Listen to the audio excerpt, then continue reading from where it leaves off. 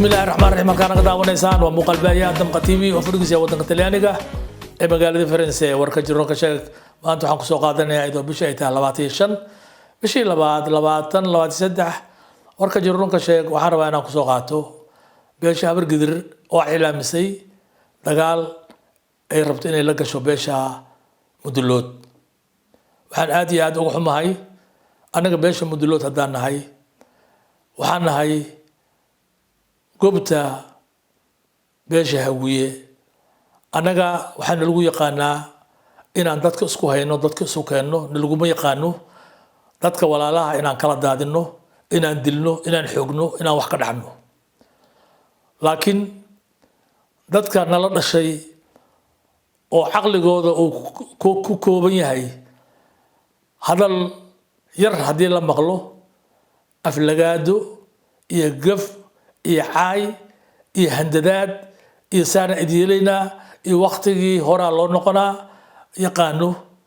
waa beesha nala dhalatay ee beesha habar gidir ani waxaan rabaa marka beesha habar gidir waxaan rabnaa inay miiska soo saarto macnaa mudulood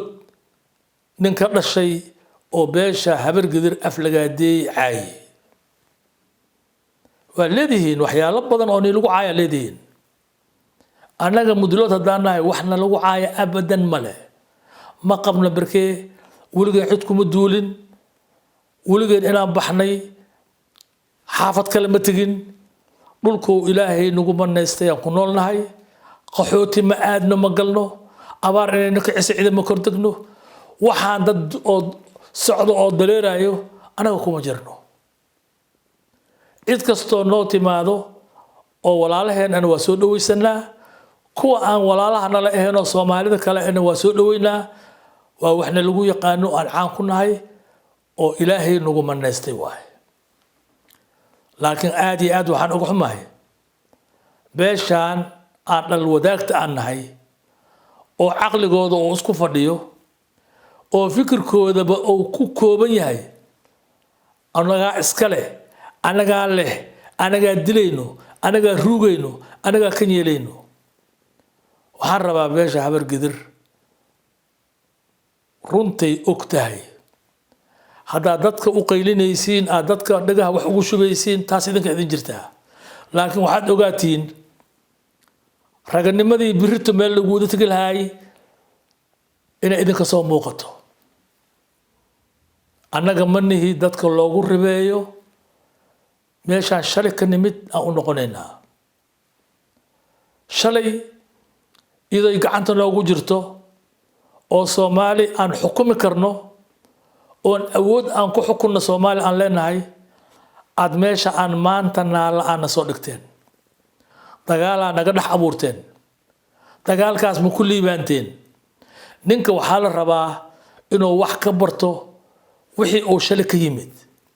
war dagaalkaas shalay ila gashay aniga oo damacday inaa aniga igu gumaysatid ma ku meel maray dagaalka damacday inaa aniga igu gumaysatid waxaa soo wadatay Soomaali Maxamed oo dhan ay qof ka maqneen waad imaqooni weyse wali hubkii dawladda oo dhan kaariyaashkii wixii oo dhan adiga gacanta laga saaray anaga qoriyada walaa wadanay waxaan islahayn maxamed siyaad baraha doo baxay dawlad nadiif ah dhisnaysiin nabada ku noolaanaysiin meesha aan maanta joogto aan joogno idinkaana keenteen war hadda dawlad la helay dawladda dhisan aad idinka owner ka tihiin aan ognahay oo qof hadda inay soo meel timaado hadal ka dhihin waxaana ay leeyihiin wax la wada leeyahay ay yihiin qofkii wax dareemayna dawladda xaq u leeyahay inuu ka hadlo hadii laga hadlo habar gidir ma laga hadlay waxaan rabaa beesha habar gidir laga rabaa in ay Muuse Suudi waxa gaf iyo caay iyo loo geystay inay miiska soo saaraan Muuse Suudi habar gidir wuxuu ka sheegay waa inay miiska soo saaraan mudulood diyaar waxay u yihiin markaas inay xal ka bixiyaan ay macnaa imaamad iyo xal ka keenaan ninka idin xureeyay oo dad idinka dhigi muusudi waay waxaan rabaa beesha habargidir tan fog iska dhaaf aan ka tagnabo beesha habargidir waxaan rabaa inaan xasuusiyo waddankan xasan sheekh ka hor nin maxamed cabdullaahi farmaajo la yiraahdo ayaa madaxweyne ka ahaa madaxweyne maxamed cabdullaahi farmaajo muxuu idinku suubiyey habargidir haddaad tihiin waryaa ha u xoog badnaanin ninka ku cizaayo oo da'da kaa weyn ah oo dhibaatada kuu diidan ha ku diga tumanin beesha habargidir waxaan rabaa inaan u sheego ma ilowdeen 2 sano ka hor maxamed cabdullaahi farmaajo wuxuu idinku sameeyey maxamed cabdullaahi farmaajo wuxuu ahaa nin daarood ah oo mariixaan ah oo waddanka madaxweyne ka ah laakiin idinka waxaad ku qaraabo jirteen aad ku waxgali jirteen inaad hawiye ninka la leeyahay cabdiraxmaan shakuur oo wuxuu haleeyi jirin oo kaliya dowladda le mucaarad ku ahaa ayaa waxaa loo diray habargidir kale ayaa inay u tagtay ay budaajisay 8 qof kabahooda lagu duugay cabdiraxmaan shakuur xabis la dhigay cabdiraxmaan xabdi shakuur yaa xabiska ka soo deeyay haddaad dad tihiin aad geesiyaal tihiin waxaad cabdiraxmaan cabdi shakuur xabis ka soo baxsan lahaydeen cabdiraxmaan cabdi shakuur ugaas maxamuud ugaaska abgaal ayaa xabiska oo la geliyey ka soo bixiyey awooda u yeelo weyseen xataa inaad ka hadashiin asoo waxna lagu xukumin waxna lagu suubin ayaa banaanka la keenay habargidir haddii awood leedahay ee wax iska dhici karto ay awoodba leedahay wiilkooda in lagu jijibiyo 8 qof kabahooda lagu duugo ma aamusu lahayn waxaan mid kale idinkugu daraa waxay tahay war haddaad gob tihiin aad dad tihiin oo dad wax garta aad tihiin mase dad dignity la aad tihiin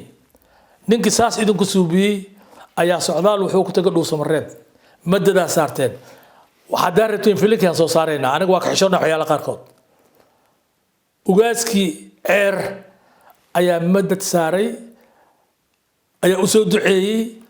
idinkoo 8 qof ganaag uur leh god lagu hubiyey cunugiina la xiray oo beesha abgaal ay soo deysay oo ugaasku hogaaminayo ayaad maanta anaga noo faanaysiin ayaa xagaa dhulka noogu dhufanaysiin waa idin dilaynaa kana idin suubinaa leediin anaga waa idin naqaanaa waxaa tihiin meeshaa joogtiinna waa naqaanaa annaga muuse suudi yalaxow annaga waa marjaca beesha mudullood waaye ma laga kaftamo meel xun ayaa taabateen meeshaas xun aad taabateen waxaan filayaa meeshaad ku dhibaatoo lahaydeen inay tahay muuse beesha habargidir wax kama sheegin muuse beesha habargidir ma caynin muuse beesha habargidir xushmad iyo walaaltinimo u hayaa muuse wuxuu la hadlay nin mahad salaad la yiraahdo mahad salaad waxa laga sheegayana wax jira waaye oo la wada og yahay Soomaali maxamed waa istaqaanaa meeshaas oo hadda joogo waxa uu ka sameeyay iyo wax uu ka sameeyay hore aan sheegnay muuse warka uu sheegay waa war sax ah wadankan 4.5 wax lagu qaybsaday wadankan Soomaali maxamed xaq u leh anaga xasan sheekh hadaad haysatiin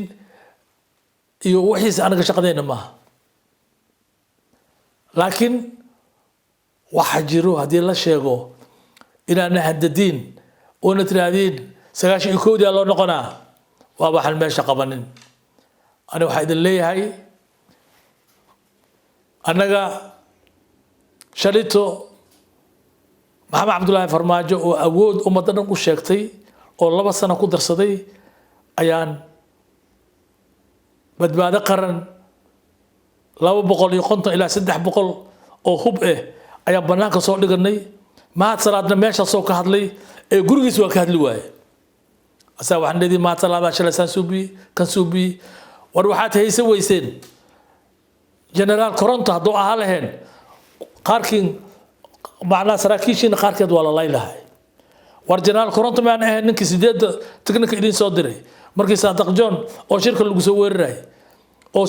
saadaq john meel uu ku hoydo oo waayay ninka leeyahay cabdiraxmaan cabdishakuur meel uu ku hoydo waayay oo yimid maxaa lahay hodan war annaga ha iska kan dhigina waa isnaqaana annaga beesha habar gidir haddii gafka loo geystay alxaaji masuud yelxow annaga marjiciina waa ma laga kaftamo haddii iskugu keena jirtaa bal awoodda aan leedihiin waa arkaynaa haddaa saan ay wadi soco karto waa arkaynaa annaga axsaankii aan samaynay dadka sheerkii aan siinay dhibaatay keentay dhulka aniga iskale anaga iskale lagu forjoogi jiray annaga baa iskale timid hadda aniga waxaa idin leeyahay beesha habar gidir ha ka galiinto gafkii u geysatay masuud yelxow muuse waxay ku eg tahay intuu ka dhahayo kaliya banaanbax oo dowladda looga soo horjeeda hala suubiyo ogaada konfliktiga dhacane idinkaa mas-uulka noqonayo taraankii la fuulay 15 May ee xasan sheekh ayaa waxaan maanta aragnaa in taraalkii uu qaadi waayay abgaal intii kale ay banaanka ka joogto sida uu sheegay ugaasku annagoo ku hadlayna magaca habar gidir waxaan ku dulmanahay ama saama qaybsigii nooga maqan yahay dowladda federaalka iyo gobolka banaadir xubno ka tirsan beesha Saleebaan habar gidir ayaa ku eedeeyay madaxweyne xasan sheekh maxamuud in xilalkii ugu badnaa dowladda iyo gobolka banaadir basiyay qoyska uu heeb ahaan ka soo jeedo xubnaha beeshaas oo hogaaminayay ugaas bashiir ugaas maxamed ereg ayaa ku tilmaamay hanaanka wax loo qeybiyay mid beeshiisu ay ku dulman tahay sidaan hore u sheegay shirkada jaraad wuxuu ku saabsan yahay inta meesha fadhida waa reer xaaji Saleebaan intii hadda ka soo gaadhay intaan in ka badan aan rabnay laakiin jidadka oo xiran iyo waqtiga ciriiriga ayay noqotay waxaan uga hadlaynaa cadaalad darro baahsan oo beesha reer xaaji Saleebaan ku dhacday kana soo gaadhay dowladda mudane xasan sheekh maxamuud oo madaxweynaha ka yahay horena waa uga hadalay dibna waa uga hadli doonaa haddaan wax laga qaban tanina intaasay la xiriirtaa waxaa ka mida gobolka banaadir marka la yiraahdo waxaa ka shaqeeya 3,800 baa ka shaqeysa cadada intaas hal iyo laba waa dheeraan karaan waa ka dhimanaan karaan 3,800 3,000 oo ka midihi waa xasan sheekh weeye xasan sheekh markaan leeyahay waa beesha uu ka dhasho hoose la qarin maayo waa mudulood haddii ilaahay kuu rooyo 40 agaasimay leedahay 35 agaasime waa xasan sheekh la qarin maayo fayo dhowrka guud waa xasan sheekh haddii ilaahay kuu rooyo dekada maareeyaha dekada muqdisho waa xasan sheekh maamulaha haddeer la bedelay waa xasan sheekh maareeyo ku-xigeenkii hore waa xasan sheekh maxkamadaha labada oo gobolka banaadir oo shacabka iyo militariga waa xasan sheekh haddii ilaahay kuu rooyay canshuuraha biriga waa xasan sheekh aeroboorku waa xasan sheekh marka ninkii wuxuu yiri mana marisaaqa marna marishiida marisaaqa inta kale marootiya waxay ku tilmaameen sida loo qeybiyay xilalka gobolka banaadir iyo garsoorka mid cadaaladda ka baxsan oo lagu dulmiyay beesha reer xaaji Saleebaan waxaan u malaynaa meesha nin waliba inuu aaminsan yahay inuu asagu xaniyihiisa ku tegay sidaasay kulli daliilsadeen laakiin anagu waxaan cadaynaynaa inuu shacabku iska leeyahay dawladda uu leeyahay dawladdan inay tahay dawlad shacabku leeyahay dawladdan ay tahay dawlad shacabku dhistay waxaad ogeed lagu bixiyay juhdi lagu bixiyay fikir lagu bixiyay maal lagu bixiyay nin kaligiisii ma qoosho karo waxaan rabnaa inaad noo soo istaagto nala hadasho wixii aan ku qaldannahay waan qaadanaynaa waxaan nala kaga qaldan yahana nala ka qanciyaan rabnaa intaasaan anagu aan marti u nahay madaxweyne waxa weeye ra'iisul wasaare inaad arrintaa dhegaysataan inaad noo soo istaagtaan inaad naqaabishaan waxgaradka yaga nabadoonnadayada iyo ogaasyada iyo dubayadiga ayaan geenaynaa oo asalka ah oo runta ah ayaan geenaynaa waxa kaloo dhigaa wax kugu shubayo meesha dhoobana annaga bad iyo heello waxay rabaan ha sheegeen shaqo kuma lihin cabasho qaas u ah beesha reer xaaji Saleebaan walaalayaal waxaa jirta in dalkan uu ka jiro mataqaanaa musuqmaasuq iyo sadbursi lagu hayo beesha reer xaaji Saleebaan ayadoo arrintaas ay tahay marka hore in nalka qaaday xilal ay ka mid yihiin gudoomiyaha degmada Waabari maamulaha dekedda maxkamadda gobolka banaadir maxkamadda gobolka banaadir iyo lamid waxyaabo saas oo la mid ah waxaa kaloo jirta in aan ku dulbannahay garsoorka guud si guud habargedir khaasatan reer xaaj salaabaan garsoorku wuxuu u kala baxaa maxkamadda gobolka banaadir maxkamadda sare iyo maxkamadda racfaanka intaas oo idil beeshu waxba kuma laha ma ahan markii koowaad ee beesha reer xaaji saleebaan ay ka hadasho arrimaha awood qaybsiga gaar ahaan dhanka xilalka waxaana ay weli sheegayaan inaanay jirin cid ka jawaabtay cabashadooda waxaanana keenay duruuf oo aan ka cabanayno dowladda federaalka taraankii la fuulay 15 May ee Xasan Sheekh ayaa waxaan maanta aragnaa in taraalkii uu qaadi waayay abgaal intii kale ay banaanka ka joogto sida uu sheegay ugaasku annagoo ku hadlayna magaca habargidir waxaan ku dulmanahay ama saami qaybsigii nooga maqan yahay dowladda federaalka iyo gobolka banaadir xildhibaanaan leenahay nagu matala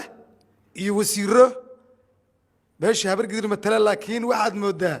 xildhibaanadeenna iyo mas-uuliyiintu inay ku fiican yihiin dowladda markay iyagu mucaarad ku yihiin markay gudaha galaan maqaayadaha iska furanayaan si kastaba dowladda Soomaaliya ee uu hogaaminayo madaxweyne Xasan Sheekh Maxamuud ayaa waxaa soo food saaraya cabasho dhanka xilalka ah taas oo